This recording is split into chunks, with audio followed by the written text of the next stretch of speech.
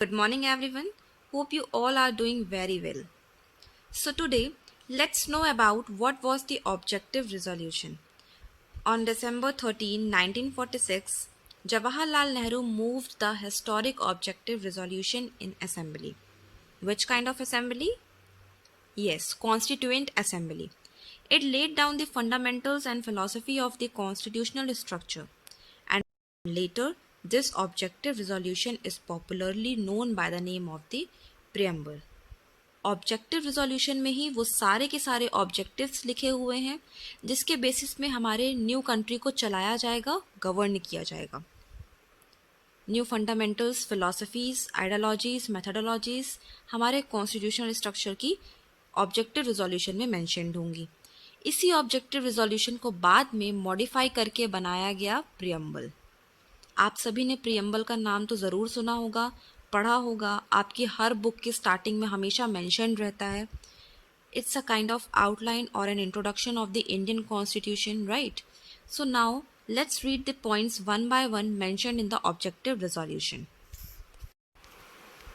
One more thing I would like to tell you कि objective resolution को introduce किया गया था 13 दिसंबर 1946 को एंड अडॉप्ट किया गया था 22 जनवरी 1947.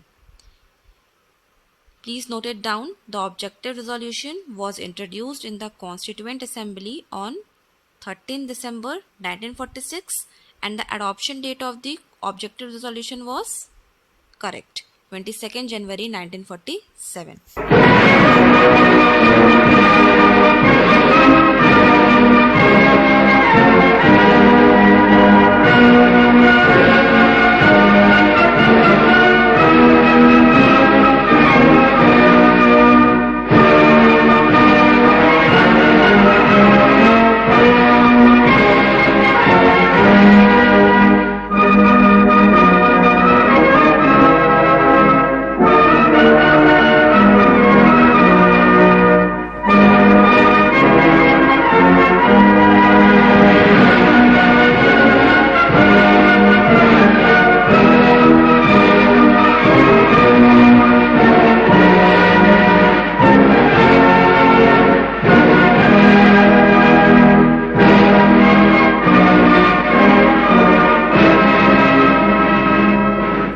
So the very first point of objective resolution is India is a sovereign, independent and republic country. It means that Constituent Assembly का ये कहना है कि इंडिया को एक इंडिपेंडेंट, सॉवरेजिन एंड रिपब्लिक नेशन बनाया जाएगा. इंडिपेंडेंट मतलब फ्रीडम है इंडिया के पास, फ्री है ब्रिटिश के क्लचेस से. सॉवरेजिन मतलब किसी भी फॉरेन पावर का इंटरफेरेंस नहीं है इंडिया में. एंड रिपब्लिक मतलब हेड ऑफ द स्टेट को अलर्ट किया जाएगा. Now moving towards the second point, India should be a union comprising former British Indian territory, Indian states and additional areas outside of British India and Indian states that chooses to join the union. Okay. Second point में ये कहा गया है कि अभी जो territory British India में है, आगे जो टेरिटरीज और स्टेट्स इंडिया आउटसाइड कंट्री से अपनी कंट्री में लेता है या फिर कोई अदर टेरिटरीज और स्टेट्स इंडिया में मर्ज होना चाहती है. मैं एक बार फिर से रिपीट करती हूँ, अभी जो टेरिटरी ब्रिटिश इंडिया में है और आगे चल के इंडिया में मर्ज होने वाली हैं, और अदर टेरिटरीज जो इंडिया दूसरी अदर कंट्रीज से अपनी कंट्री में मर्ज करेगा या फिर कोई अदर टेरिटरीज और स्टेट्स खुद से इंडिया में मर्ज होना चाहेंगी, वो इंडिपेंडेंट सॉवरेजिन इंडिया कंट्री में मर्ज हो सकती हैं and that will be the union of them all. कहने का मतलब ये है कि कोई भी स्टेट टेरिटरी इंडिया में मर्ज होती हैं तो उन सब को मिला के हम एक यूनियन बनाएंगे, दैट इज एकजुट Bharat. Okay. Now moving towards the third point, the territories that comprises the union shall be autonomous units exercising all powers and responsibilities of government and administration save those designated to or vested in the union.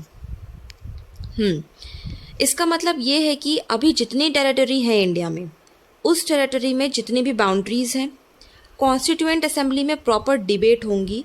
Debate होने के बाद जिस according decide किया जाएगा उसके according हम इस boundary को रीऑर्गेनाइज कर सकते हैं। एंड आफ्टर द रीऑर्गेनाइजेशन जो स्टेट बनेगा, यूनियन बनेगा, प्रोविंसेस बनेंगे इंडिया में, that will be autonomous units. It means that no other bodies are allowed to rule over them. मैं एक बार फिर से रिपीट कर देती हूँ कि थर्ड पॉइंट में बेटा ये बताया गया है कि कॉन्स्टिट्यूएंट असेंबली में प्रॉपर डिबेट होंगी।